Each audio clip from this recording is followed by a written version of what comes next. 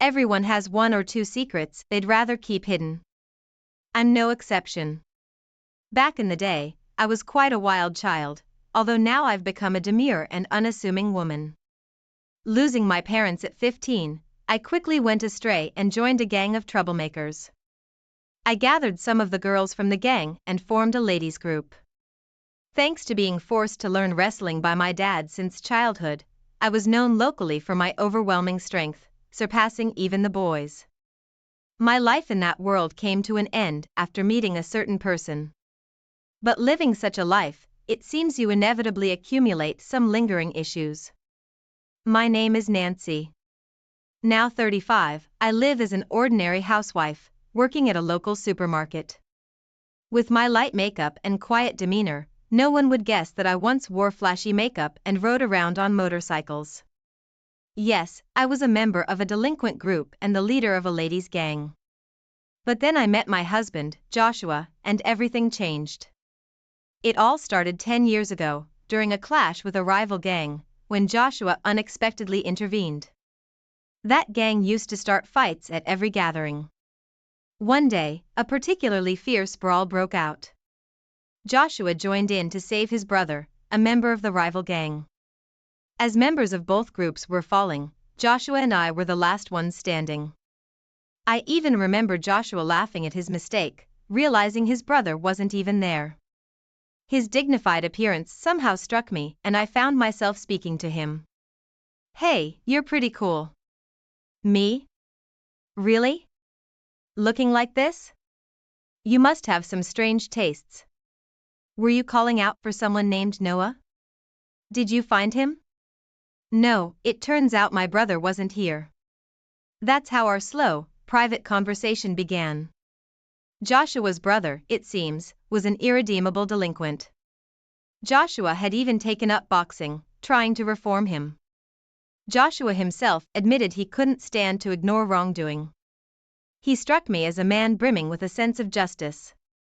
Through our conversation, we grew close.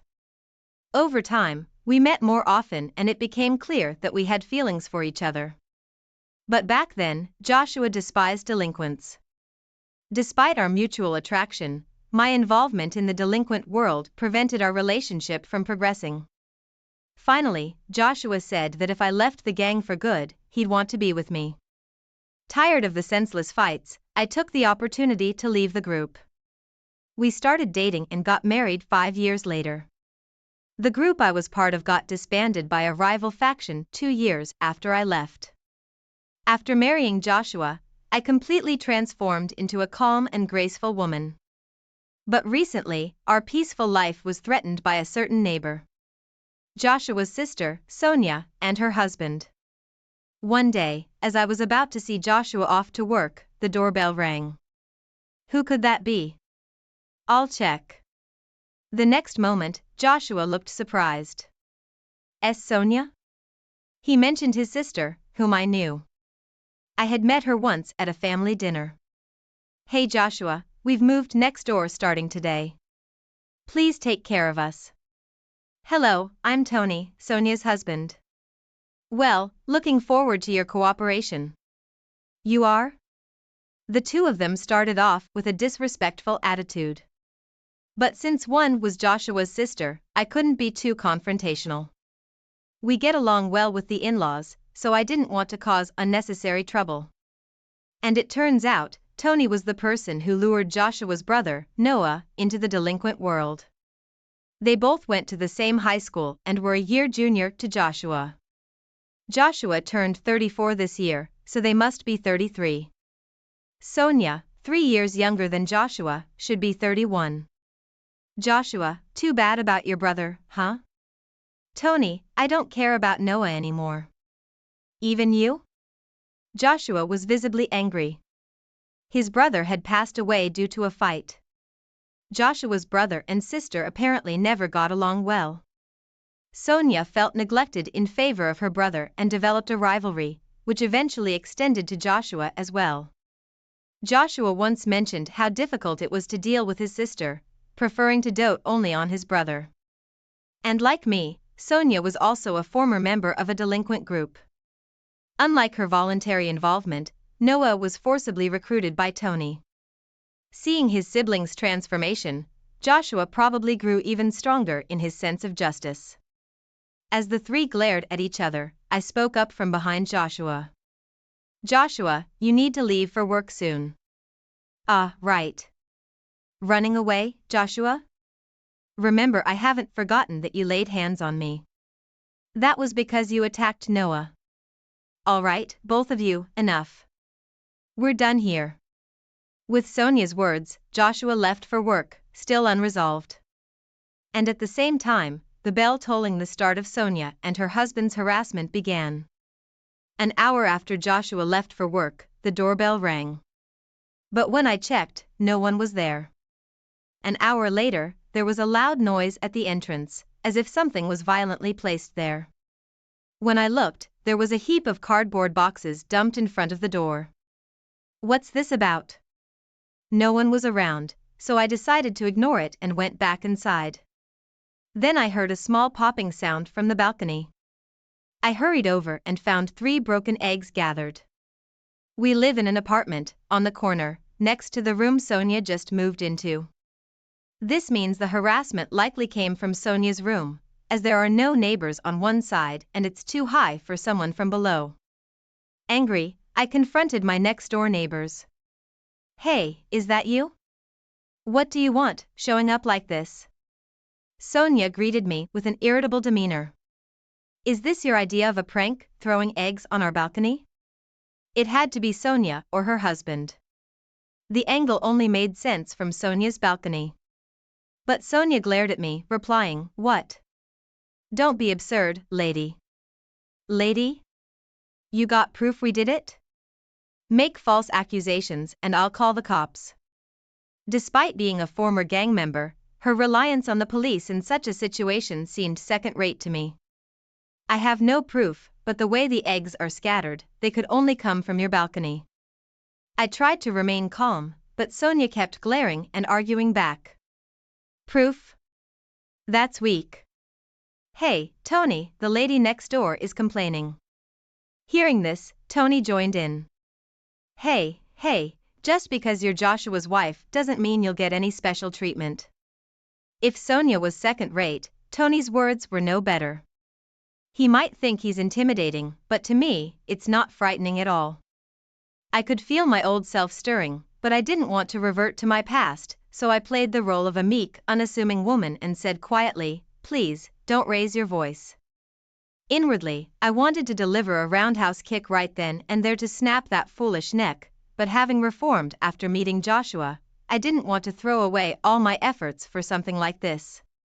Seeing my reaction, they both burst into laughter in front of me. Aha! So, you're Joshua's wife? I thought you'd be something special, but you're just a dull woman. Weak. Tony was giving you too much credit. At the family dinner, you seemed like a real introvert. Ah, a kick alone won't suffice. I might need to dislocate a joint or two. Trying to control my rising anger, I was told, go on, leave, and the door was closed on me. I stood there, staring at the closed door. I pondered telling Joshua, but knew that even if he spoke to Sonia, they'd just feigned ignorance. It would only result in more harassment and frustration for me. So, I decided against it. The next day, and the day following, the harassment from Sonia and her husband continued. It always began after Joshua left for work. Who dumped this garbage at our doorstep? It must be those two. As I was about to leave for work at the supermarket, the door got stuck halfway, blocked by a bag of garbage. I reluctantly took it to the disposal area, and then headed to work. 5 hours later, I returned home to find, this is unbelievable. There was a cardboard box in front of the door, arranged like a table. On either side of the box, lit candles were placed, and in the center, a vase with flowers was set. On the door above, a photo of me, taken who knows when, was stuck. They were mocking me, as if I was deceased. Furious, I was about to kick the cardboard away, when Joshua called from behind. Nancy? Startled, I turned around to find Joshua, who had come home from work. You're an hour early. I got off work early today. What's all this? Joshua was also surprised at the sight in front of the door. We quickly cleaned up the cardboard and candles from the shared hallway and went inside. There, I told Joshua everything that had happened. So, it's likely Sonia and her husband? But we don't have any proof, so even if we confront them, they'll just deny it. After a moment of thought, Joshua had an idea. Let's buy cameras, one for the balcony and one for the entrance, especially hidden well at the entrance. I agreed with Joshua's suggestion. There was a limit to how much more we could endure. We immediately purchased cameras online. We had the cameras delivered to Joshua's workplace to avoid suspicion. For now, we'll just have to endure until the cameras arrive, then we can retaliate with evidence. Understood. So, I bore the harassment from Sonia's house for the next couple of days. For most people, endurance means being unable to fight back due to lack of strength or fear. But for me, it was different. I was holding back the urge to retaliate. In a world where using force was permissible, I would have already privileged those two. Having the ability but not being able to use it was incredibly frustrating. 3 days later, Joshua came home with the cameras. Any trouble since? The usual. Today, they even threw a fish head onto the balcony. Let's set up the cameras right away.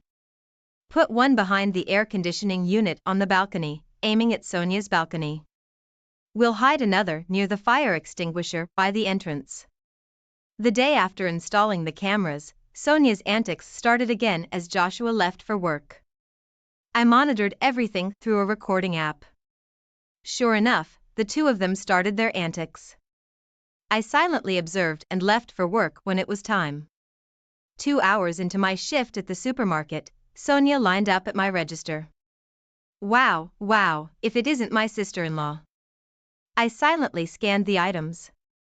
It was clear from Sonia's tone she knew it was me, her demeanor dripping with condescension.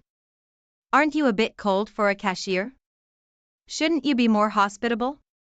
Come on, give me a discount on this. Other customers were lined up behind Sonia, watching our interaction with concerned expressions. Hey, I'm not a scarecrow, you know.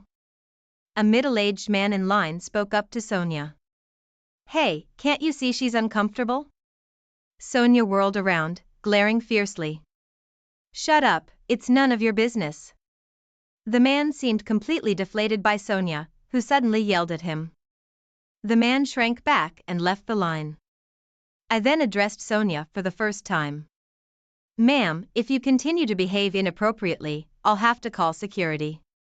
I spoke in a calm but icy tone, perhaps mindful of the others watching. Sonia retorted, geez, it's just a joke. Ugh, so disappointing, and left the store, abandoning her items halfway through the transaction. The other customers stared in astonishment. My anger was just about to boil over. When I returned home after work, there was a notice on the door. The note on the door read, useless cashier. That's it, I can't take it anymore. I ripped off the note in frustration and waited anxiously for Joshua to return. After Joshua got home, we reviewed the footage from the cameras. It clearly recorded Sonia and her husband's misdeeds. Now we can fight back. All right, let's go now. Anger filled Joshua's eyes. When we rang Sonia's doorbell, Tony answered, you two again? What do you want this time? Sonia appeared behind him. What do you want, Joshua? The two of them asked lazily. We finally began our counterattack. You too? As I started to speak, Joshua stopped me and stepped forward. Nancy, let me handle this. Sonia and you, Tony. If you harass us any further, it won't end well for you. Joshua's voice was low and menacing. Tony retorted, what? You want to fight? Do you even have proof we did anything? Making baseless accusations like before. Before Tony could finish, Joshua started playing the video saved in the recording app. What? This is our video, capturing your wrongdoings. We had to install cameras because your harassment was too much. This silenced the usually talkative pair. Tony? Sonia, showing a hint of panic, turned to Tony. Tony, frowning deeply, glared back at us. Damn it, you got us this time. The trouble started from your end, remember? I said with a serious face. Tony retorted, so, we settle this with force, huh? Wait there, Joshua. I'm calling someone. Call whoever you want. We'll be ready. Joshua stood firm, undeterred. As the situation escalated, Tony desperately pleaded into the phone. William, I need backup, now. His tone was completely different from the bravado he showed us, repeatedly begging for help. After hanging up, he turned back to us. Get ready, William. The most notorious guy around here is on his way. He smirked at us. Convinced of his imminent victory, but relying on someone else's strength, showed his true cowardice. Why don't you confront us directly? Keep talking. I know your strength well. I called a special guest this time to ensure you both feel real terror. What a pitiful sight it was. No matter how much they threatened, neither Joshua nor I felt any fear. You must be too scared to even speak. The quiet and meek Nancy, right? Sonia taunted me with a condescending tone. 5 minutes later, the much bragged about William arrived. However, he looked surprised when he saw us. William, over here.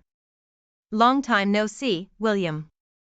Sonia and Tony were visibly excited, having high expectations of him. But their expectations were quickly shattered. What's going on here?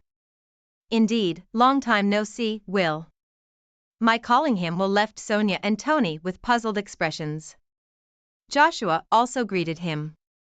It's been a while, Will. The couple looked even more confused by this interaction. Confused, Tony asked, what's this? How do you know William? As Tony spoke with sweat on his forehead, Will looked back and forth between us. I simply said to him, well, let's not do this, okay? Hearing this, an angry Tony retorted, don't joke around. William, please, do something. Please. Sonia and Tony were frantic, unable to grasp the situation. But then Will addressed them. Hey, don't tell me you messed with Nancy. His question left the couple momentarily stunned. So, what if we did? Tony answered hesitantly. Furious, Will shouted, idiots. Don't you know who you're messing with? His rebuke left them standing frozen. They clearly had no idea what was going on. Seeing this, I turned to Joshua and said, hey, Joshua, can I revert to my old self from 15 years ago, just for now? Instead of Joshua, it was Will who turned and responded, Nancy, please, don't. If you do something to them, it might not end up more than just an injury. What? You're giving me orders now, Will? No, I didn't mean it like that. Being the special guest, they called for help, now humbly apologizing to me. Sonia and Tony were bewildered. What's happening here? Their faces turned pale as Will spoke. Do you two know about BBN? Well, yes, it's famous. It stands for Black Butterfly Nancy, right? The nickname of the former leader of a ladies' group. That's right, and this lady here is Nancy herself. No way. Really? What? Both lost their bravado in an instant. Continuing, Will said, back then, I led another delinquent group, but we were decimated by Nancy's group. She could take down 30 people by herself. Sonia and Tony now looked at me fearfully. It made sense. They'd been harassing someone who they thought was inferior, only to find out she was the leader of a ladies' group they themselves had once belonged to. I didn't know. Nancy is practically a legend. We joined the group 6 months after you left. As Sonia said, she and Tony had joined the group half a year after I had left. Will had been scouted by me and stayed in the group even after my departure, and looking after Sonia and Tony as their senior. He left the group just before it was decimated by a rival group. By that time, Tony had taken over as the leader and was the last leader before its downfall. Before you ruined it, it was an invincible group. You can't match Nancy. How could this? Tony was increasingly cornered and distressed by Will. Well, the group that took you down is now the strongest in New York State. But if Nancy was still active, she would still be the strongest. Hearing this, Sonia and Tony collapsed, their spirits broken. Seeing this, Will turned to me and apologized. Please forgive them for my sake. Watching Will apologize, Sonia and Tony had completely lost their will to fight. They never imagined their call for help would backfire this way. All right, but you'll have to settle your dues properly. I glared at the two of them and said, ah. They let out a short scream. For 1 month, you'll clean this apartment and our balcony that you dirted. If you skip even 1 day, I won't be so forgiving next time. Okay. Sonia, completely intimidated, managed to stutter out her agreement. Tony, unable to speak, just kept nodding frantically. Watching them, Will commented, no one can really stand up to Nancy. Hearing this, the silent Joshua finally spoke, but I hate delinquents. If Nancy hadn't reformed, I wouldn't be here. Looking down a bit, Joshua said softly, and I peered up at him, don't worry. I won't show that side of me again. Will burst into laughter at this scene, and we all ended up laughing together. Will and Joshua knew each other because the three of us had met after I left the group. We bumped into Will while on a date and had tea together. Well, now that's settled. Why don't you come over for dinner, Will? We three left Sonia and Tony slumped by the entrance and headed to our apartment. Before entering, Joshua added, Sonia, you're my sister, so I'll let this slide just this once, but there won't be a next time. Watching him, I wondered if he too was hiding the same fighting spirit as us. From that day, the harassment from Sonia and her husband completely stopped. As promised, they continued cleaning our balcony and the common areas of the apartment. Though just delinquents doing chores, other residents sometimes looked at them curiously, but that soon stopped. After a month, Sonia and her husband left the apartment without a word. Even Joshua, their blood relative, didn't know where they went. They probably left, feeling awkward about staying in the same place. We had no reason to get involved further and thought they finally made a wise decision. Finally, we had our peaceful life back. Though neighborhood troubles are common, I never thought I'd be directly involved. At least it was resolved amicably. I have a past I'd rather keep hidden. Joshua has kept it secret all this time. I'm not ashamed of all my past, but I have reflected on my mistakes. I just want to cherish my life with Joshua now, and I hope to live without ever showing my true nature to anyone again. That's all I'm thinking. My parents had been eagerly waiting for the birth of their first grandchild, excusing all of my sister-in-law's selfish behavior.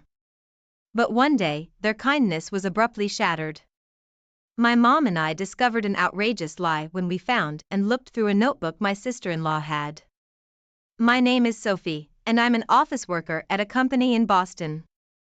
Ever since my brother, who's 3 years older than I, got married a few years ago and moved out, I've been living in our parents' house with just the two of them. My brother, David, is gentle-natured, much like our parents, while his wife, Laura, is an outspoken beauty. It seemed that my brother had quickly lost control in the relationship.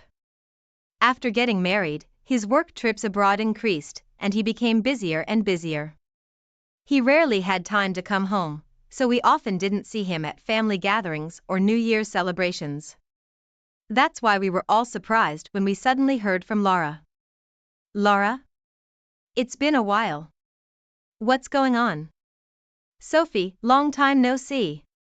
Well, it seems like I'm pregnant. What? Congratulations. I quickly told my mom about Laura's pregnancy and handed her the phone. My mom was overjoyed at the expectation of a grandchild being born. Laura, congratulations. let me know if there's anything I can do to help. Eh? Well, of course that's fine, but... Even my mom, who had been happy at first, ended the call with a hint of confusion. Mom, what happened? Well, Laura wants to spend the time until she gives birth here, at our house. At our house?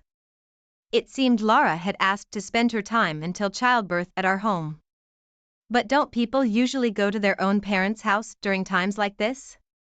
My mom thought the same, but Laura insisted that our house was better because my brother wouldn't feel as uncomfortable visiting us as he would her own parents. We considered letting her stay at her own place, but my brother was too busy to help with the chores, and Laura said she wanted to rest and feel secure giving birth in our home. Do you think she's having severe morning sickness or something? She didn't say anything about that, but she might be anxious since it's her first childbirth. Laura should have been a stay-at-home wife since getting married. I thought she could relax at her own home without coming to ours. However, my mom seemed to want to let Laura do as she pleased and was planning to accept her.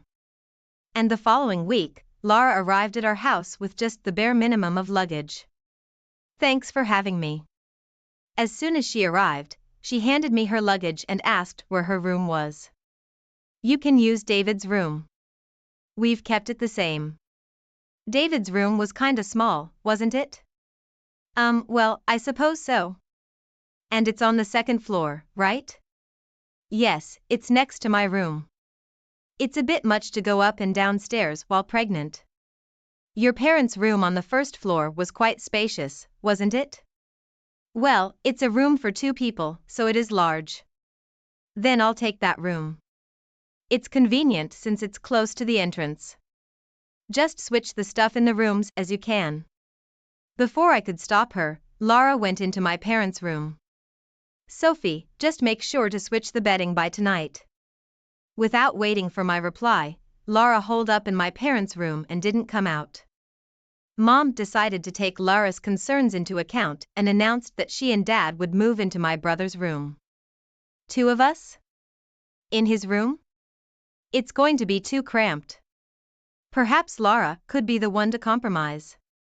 But David and Laura's place is a condominium, right?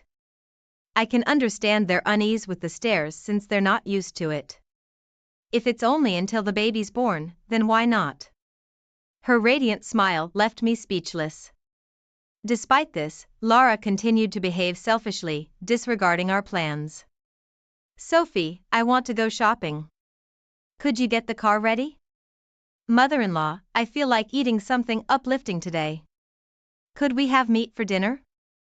Oh, father-in-law, I'd like to put away the clothes I bought in the closet.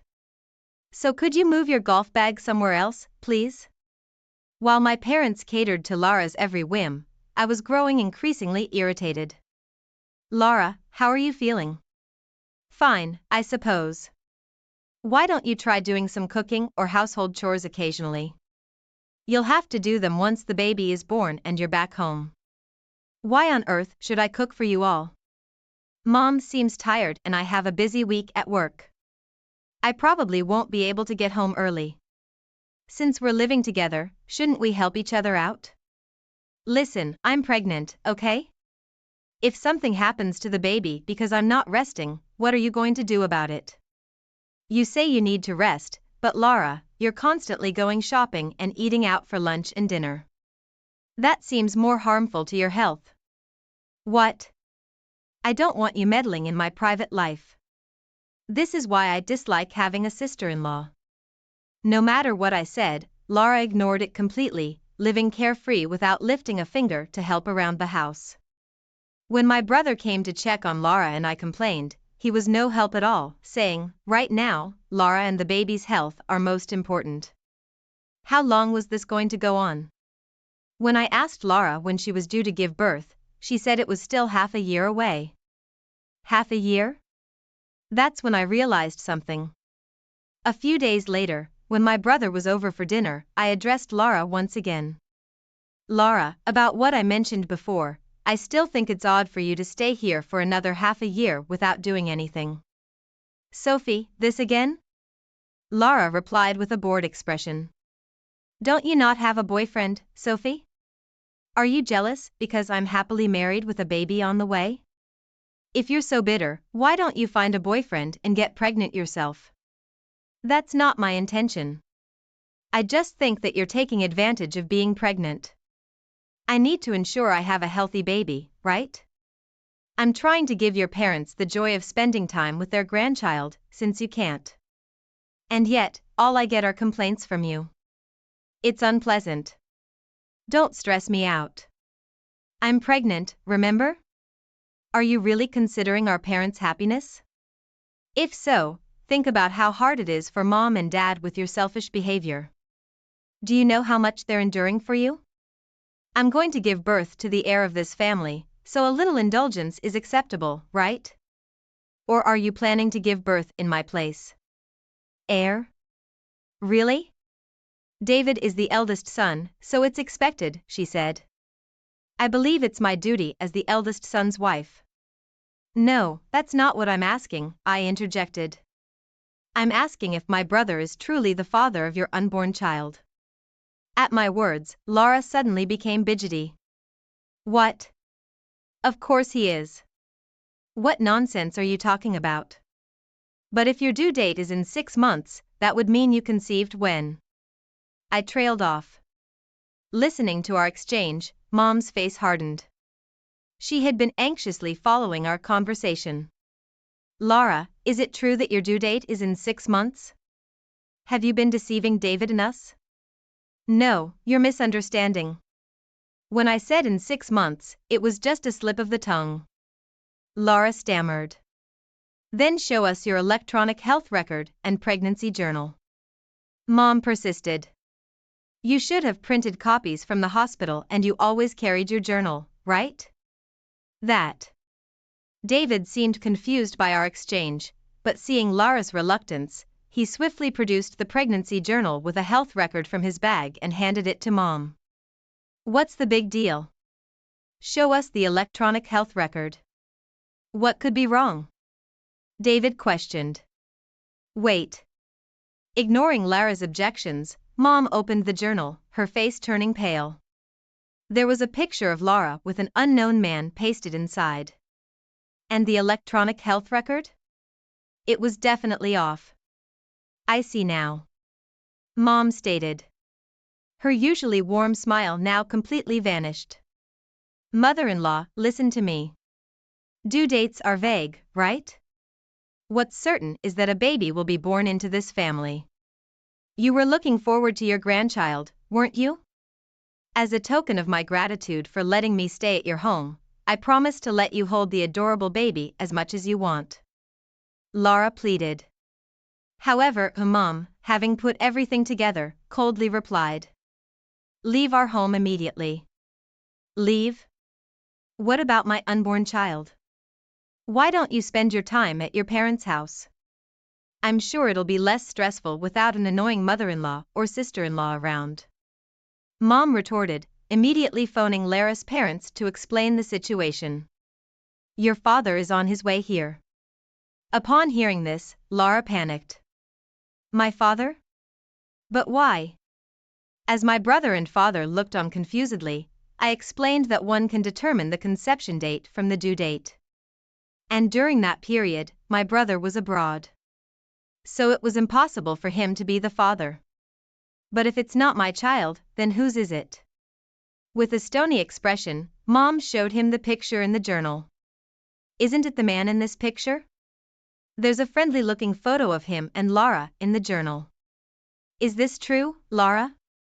Explain this. I don't know what you're talking about. This is a setup. Laura denied, retreating to her room and locking herself in. Laura? David murmured, still unable to believe what he'd heard. After a while, Laura emerged with a suitcase. David, we can't talk properly here. Let's go home and talk. Just the two of us. What do you mean we can't talk here? Sophie seems to dislike me. And in the end, your mother is on Sophie's side. You're the only one on my side, David. You mustn't believe what these people are saying. She planned to paint us as the villains and sway David to her side once they were alone. If I left things as they were, Laura could continue to manipulate my brother.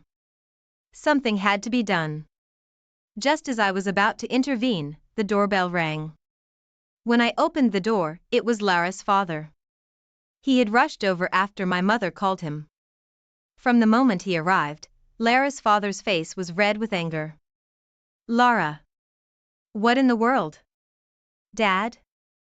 Lara's father told us about when Lara had returned home while my brother was stationed abroad. That day, there happened to be a school reunion, and Lara had returned to her hometown to attend. But that night, Lara didn't come back home. Her father had just assumed that she'd gotten caught up with her old friends. But the next day, Lara's father noticed that he was being whispered about every time he went out. Is there something going on? When he finally asked a neighbor, they replied reluctantly.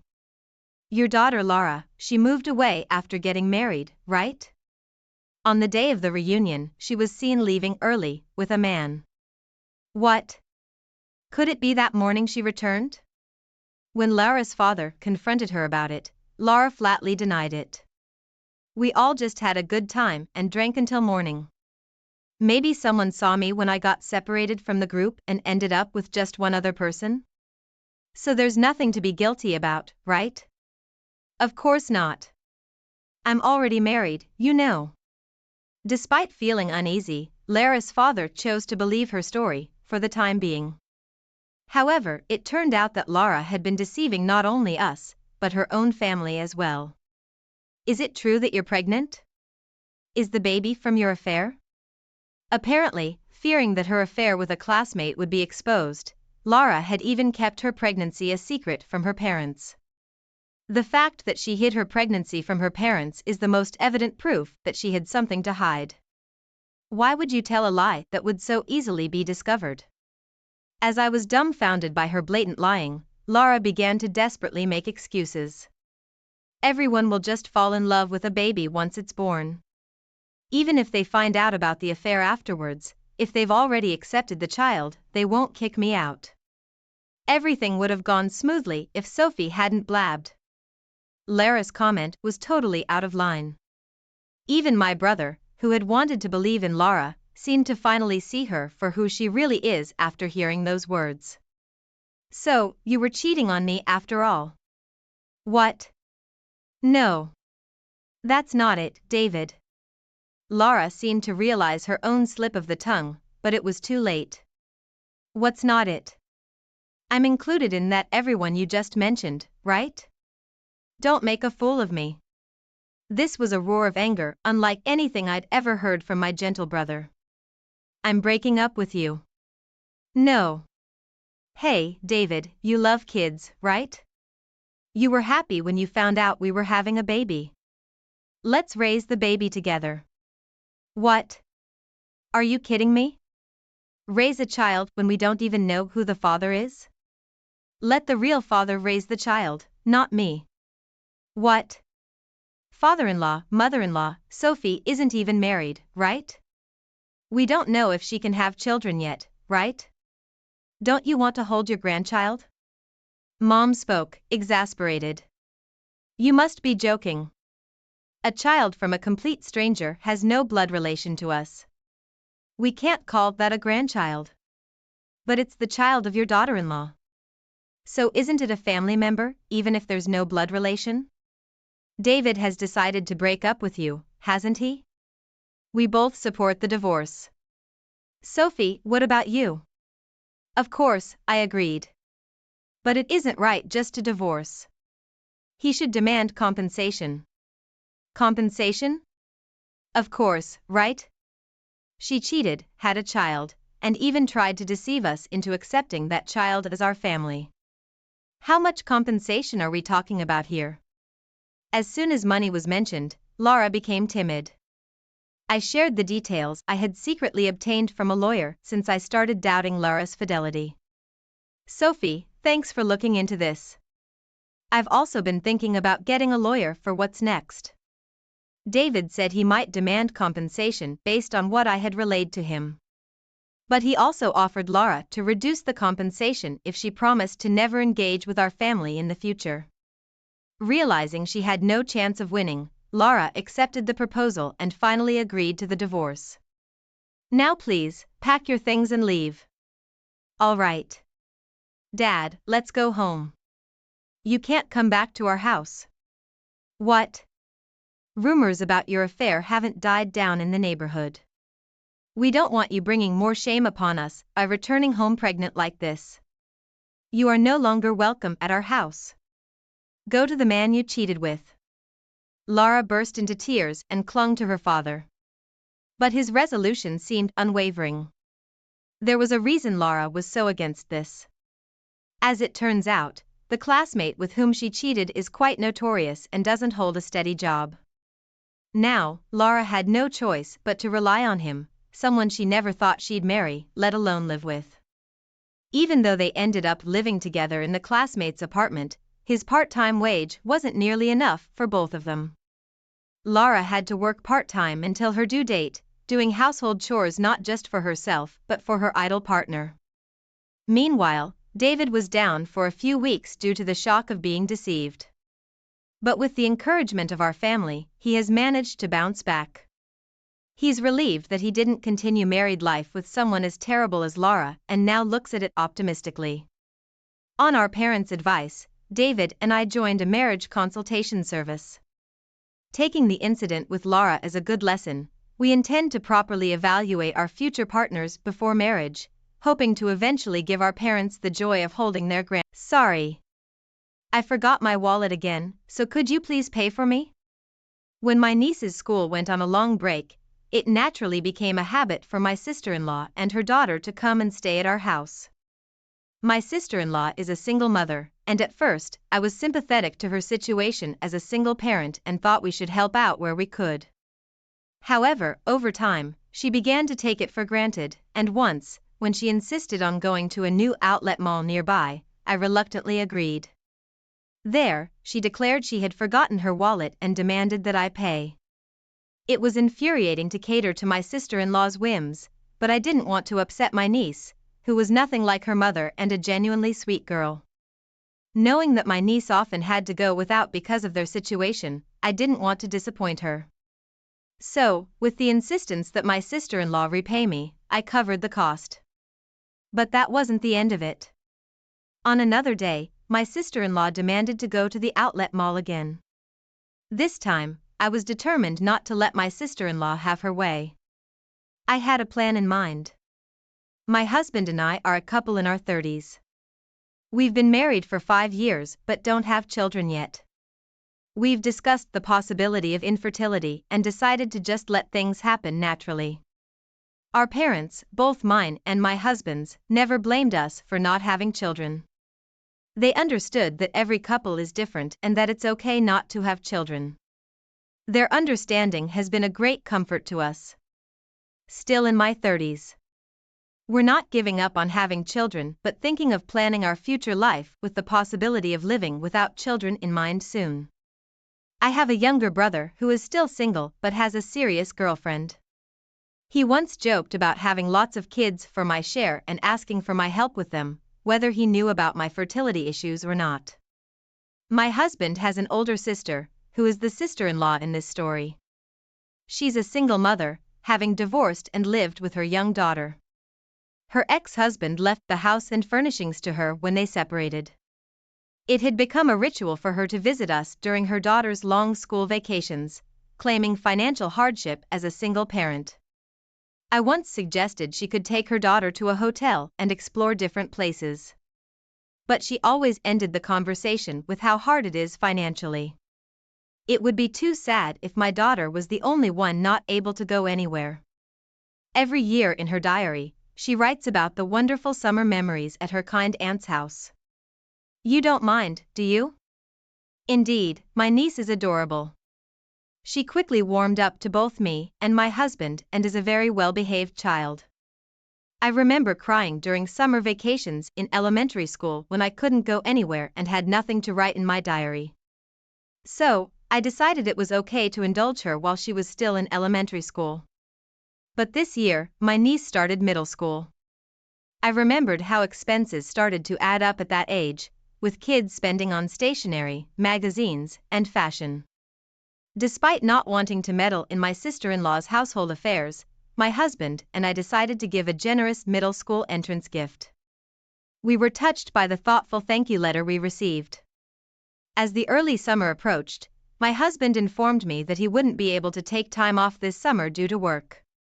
We're just a couple, so we plan to enjoy our vacations at different times. However, the day after Marine Day, my sister-in-law and niece arrived unannounced. We're here for a month, just like every year.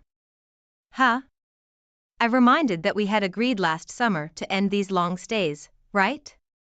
I retorted, but my sister-in-law said, "I'll just stay in the room I've used every year," she said as she sauntered into the room. Even when my niece was a little hesitant, my sister-in-law urged her to hurry up and bring their luggage.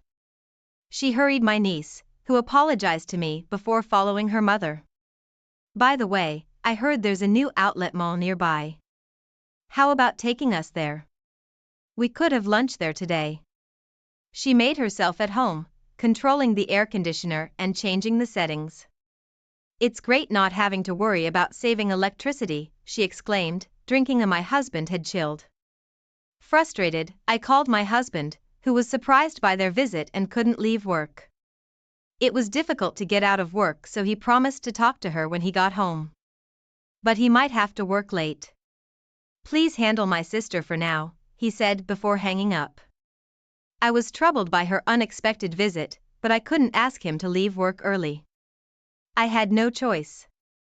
It was better to take my sister-in-law to the outlet mall she wanted to visit than to have her lounging around the house. My niece seemed interested in the outlet mall too, nodding along with her mother's conversation. I couldn't bring myself to even tell her to endure it. I think I could have said it if she were my own niece, but it's hard to be strict with my husband's relatives when he's not around. Plus, with the unexpected guests, I wasn't prepared for lunch, so I reluctantly decided to take them to the outlet mall. Although it's nearby, it's a bit too far to walk. It's not impossible, but my sister-in-law complained about not wanting to walk in the heat, so we used a bus to get to the nearest station and then a direct bus from there. My sister-in-law grumbled about not using the car, but I explained it was impossible since my husband had taken it to work, and she begrudgingly understood. Even getting this far felt like a hassle, but as soon as we arrived at the outlet mall, my sister-in-law started making a fuss about forgetting her wallet. "How can you forget your wallet when we're going shopping? I usually put my credit card in my phone case, but it seems I accidentally put it back in my wallet when I topped up my transportation card."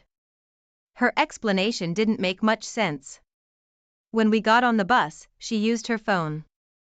Presumably with a mobile version of the transportation card.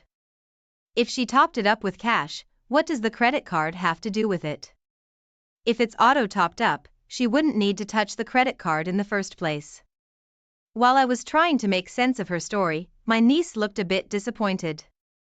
But it was only for a moment, and my niece soon smiled. "I'm happy just looking around, Mom." Her words pierced my heart. I felt sorry for her, having to accommodate the adults. If my sister-in-law were reasonable, I wouldn't mind covering for her, but I was a bit suspicious if she truly forgot her wallet. If she has a credit card, there should also be a cash advance facility. She could try to escape the situation by claiming she had no cash or bank balance, but in the worst case, she could pay with a cash advance. So, I told my niece, "Since we're here, let me cover today's shopping." Middle schoolers' shopping wouldn't amount to much, maybe around $200. Including lunch for 3, it shouldn't exceed $400.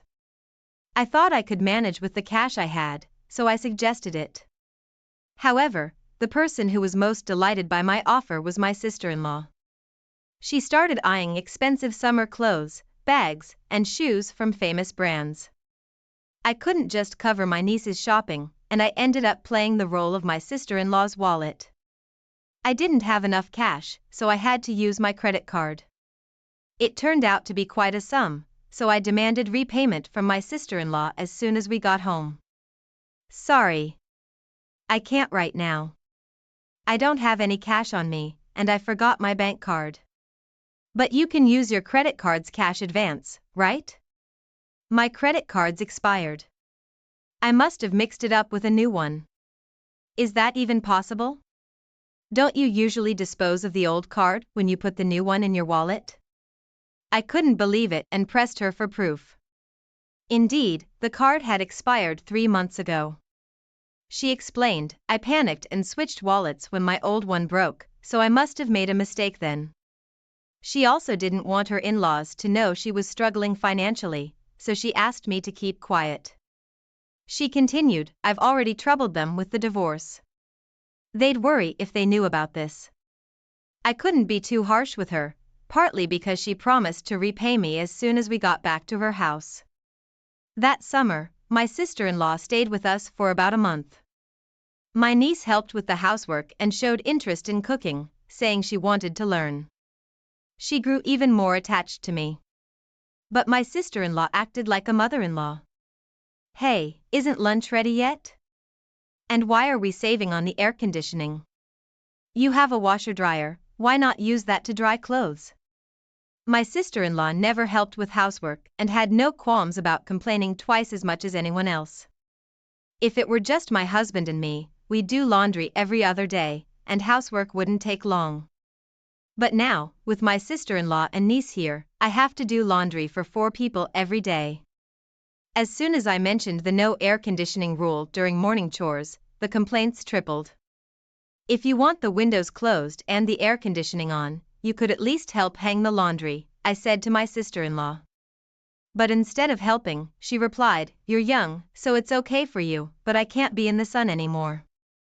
My skin gets affected by UV rays. You know, being a single parent means I have to skimp on sunscreen. If you want my help, you'll have to buy me some. Demanding an expensive brand that costs several $1,000s. Why am I even hanging her laundry? I was so frustrated that I took it out on her clothes, shaking them out excessively before hanging them. After a month of this, my sister-in-law finally took my niece and left. The day after they left, I contacted her about repaying the money she owed, but she refused, saying, I can't before payday. I wondered how she made a living after lounging at my house for a month. Despite my persistent demands for repayment, she kept dodging with various excuses. Finally, I sent a certified letter to my sister-in-law as proof that I had asked for repayment. A few days later, my niece called. She had accidentally seen the letter and learned that her mother hadn't repaid the money she borrowed from me. According to my niece, her mother had been receiving financial support from her ex-in-laws since the divorce. They had never seemed to struggle financially before, and there should have been enough leeway to repay the borrowed money. The support from her ex-in-laws was usually paid around the first of every month. So my niece promised to take responsibility and repay me from that money. She also confided in me that she was worried about her mother's increasingly sloppy lifestyle. It was sad to hear my niece, who is still at an age where she can rely on her parents, talk about her mother with embarrassment. Seeing my niece in such a responsible situation made me feel even angrier at my carefree sister-in-law. With my niece approaching high school and college, expenses will only increase. And yet, her mother is living irresponsibly. What kind of parenting is that? I felt a strong desire to teach my sister-in-law a lesson, especially with all the resentment I had built up. I came up with a plan to discipline her. I'm not sure if it's depending on schools, my niece's school on a semester system. The spring semester runs from February to June. Before the semester starts, there is a short break. During this break, my sister-in-law and niece came to stay at our house again. As soon as she arrived, my sister-in-law immediately demanded to be taken to the outlet mall. It suddenly got cold, and I need to buy winter clothes, or I'll freeze to death, she exaggerated, so I agreed to take her. Upon arrival, my sister-in-law was even more excited than my niece. I told her, I'll look after my niece today, so feel free to shop as much as you like. My sister-in-law left briskly without a word of thanks. I hoped she would pay for her shopping. But I was ready to take action if she tried to use me as her wallet again. Considering this possibility, I had contacted some allies in advance. About 2 hours later, I got a call from my sister-in-law. Sorry. I think I forgot my wallet again, I can't find it anywhere. I'm sure it's in my big bag back home. I'll definitely pay you back when we return, so can you cover the cost for now? That was the gist of her call. Half of me thought, typical, and the other half was exasperated. I told her that my niece wasn't feeling well and we had already gone home. What? Why did you go home without my permission? Don't just take my daughter away. Actually, just leave her there and come back to pay. I was infuriated by her carelessness about her own daughter. All she had to do was admit she didn't have enough money and return the items. Why did I have to pay for her shopping? Nonetheless, I needed to follow through with my plan, so I told her I'd be back as soon as I dropped my niece off at home. She asked, how soon is soon?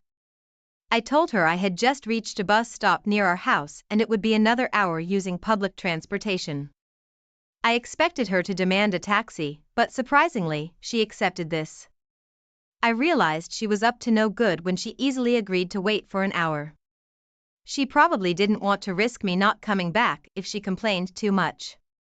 An hour later, I arrived at the designated store with my collaborators. My sister-in-law was there, arms full of clothes and bags, instructing the staff to add more items. It seemed she planned to shop even more while waiting for me to return. When I called out, sorry to keep you waiting, she was surprised to see familiar faces other than mine. Beside me stood my husband, who was supposed to be at work. Then, my father-in-law appeared, changing my sister-in-law's expression from surprise to confusion. She stammered, asking why my husband was there. In truth, I had informed him about her not repaying the money and he was aware of everything that had happened. He agreed with my plan. He was actually at home on a day off, hiding in the bedroom when my sister-in-law arrived. I had followed our plan and told her he was at work, and she believed me without checking. After hearing the story from my niece, my husband agreed we should tell his parents. We reported everything, including her long stay and refusal to repay the money. When I explained our plan for today to my in-laws, they were furious, saying, if that's true, it's outrageous. After separating from my sister-in-law at the mall, I immediately contacted them. My husband had driven ahead and waited for us. My niece and I left my sister-in-law and went to the parking lot, where my husband was waiting to drive us to a hotel to meet my in-laws. They had planned to go on a short trip to a rural area. But they prioritized our situation over their trip and waited at the hotel. I felt bad that their trip was ruined. But they insisted on dealing with my sister-in-law's antics first. As planned, we left my niece with my mother-in-law at the hotel and returned to the outlet mall. When we confronted her, my sister-in-law furiously accused me of being cheeky for someone who was just a wallet to her. But my husband and father-in-law took away all the clothes and bags she was holding. What are you doing? Don't return my clothes. They're not yours if you're not paying for them. My husband retorted, and my sister-in-law was hesitating for a moment. My father-in-law returned the items to the store staff and my husband dragged her out. As he pulled her arm, she screamed, it hurts. Let me go. Someone help, he's attacking me. Realizing she couldn't overpower him, she started accusing my husband of being a villain. My father-in-law, who had returned from explaining to the store, pulled out something from his jacket pocket. He was actually a police officer. I just happened to witness the incident, he explained, and everyone around us stopped listening to my sister-in-law's complaints. They pushed her into my husband's car parked in the lot. After reporting her actions to my in-laws, my father-in-law immediately checked her bank account.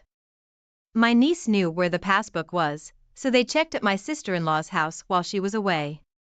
The in-laws had been providing her with a monthly stipend, believing her claim of wanting to save the divorce settlement money for my niece's future.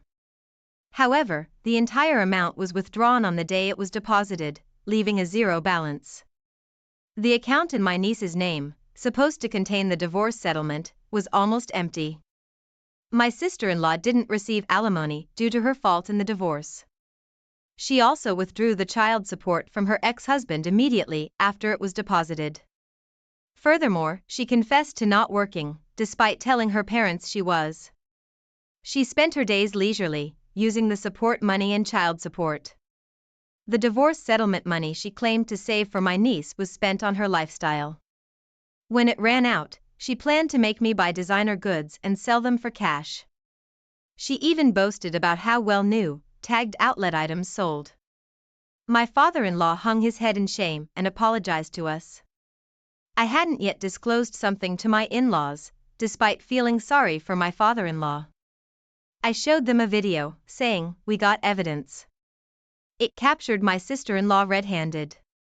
Whenever she and her daughter stayed with us, my husband's and my belongings mysteriously disappeared. It was too coincidental to happen every time, and more items vanished with each visit. Without proof, I couldn't accuse her, but I kept an eye on her after she didn't repay the money I had fronted. I couldn't watch her all the time, so I installed hidden cameras in our rooms. Multiple times during her stay, she seemed to be searching our room when I was out. Finally, she began to blatantly steal just before leaving. There were times when she had checked the location many times, and she would go straight to his destination and steal what she was looking for with practiced skill. She knew exactly where to go, swiftly taking specific items like my jewelry and my husband's luxury watch. The cameras caught her in the act, even capturing her face as she didn't notice them. My father-in-law, a police officer, was visibly furious, saying, "It's shameful to have a criminal in the family." He was overwhelmed with anger and sadness. When confronted, my sister-in-law brazenly claimed she had already sold the stolen items. My father-in-law instructed us to file a police report and submit the video as evidence. You can't turn in your own family, right? It's not a crime among families, right? We don't count someone who exploits kindness and repays generosity with evil as family. As my husband started the car engine, my sister-in-law asked, "Where are you taking me?" My father-in-law answered, "To the police, obviously." She screamed as if it was the end of the world, begging us for mercy. She tried to destroy my phone, claiming it would erase the evidence, but I informed her it was just a copy and the original was safe at home. She resigned to silence when she realized she had no escape. She pleaded, "I'll repay the money, just don't take me to the police." It's not just a matter of getting your money back. The stolen items had sentimental value. It wasn't just about the money. My jewelry I bought with my first salary. And gifts from my husband, and heirlooms from my late grandmother. The same went for my husband's luxury watch. But we worried about what would happen to my niece if her mother became a criminal. We thought my in-laws would take care of her, but it would hurt her to know her mother was a thief. So, for my niece's sake, we proposed not to file a report if she kept her promise to repay us. My father-in-law agreed to ensure she kept this promise. She had to repay a set amount each month, earned through her own labor. If she failed, we would immediately file a report. I told him that I had recorded the entire conversation. I recorded the entire agreement, as suggested by my father-in-law, for evidence. My sister-in-law had no way to deny or forget what was said. She had no choice but to hang her head in the face of the reality that I don't know. I didn't say it. I forgot. Was no longer valid. Later, she was taken back to her parents' house by my father-in-law. We received an apology from my in-laws later. They admitted they had been too lenient due to their love for their granddaughter and their daughter's manipulations. They realized they had spoiled her too much, and vowed to re-educate her strictly. My sister-in-law had always been pampered and thought it was her due. After getting engaged, she quit her job to become a housewife.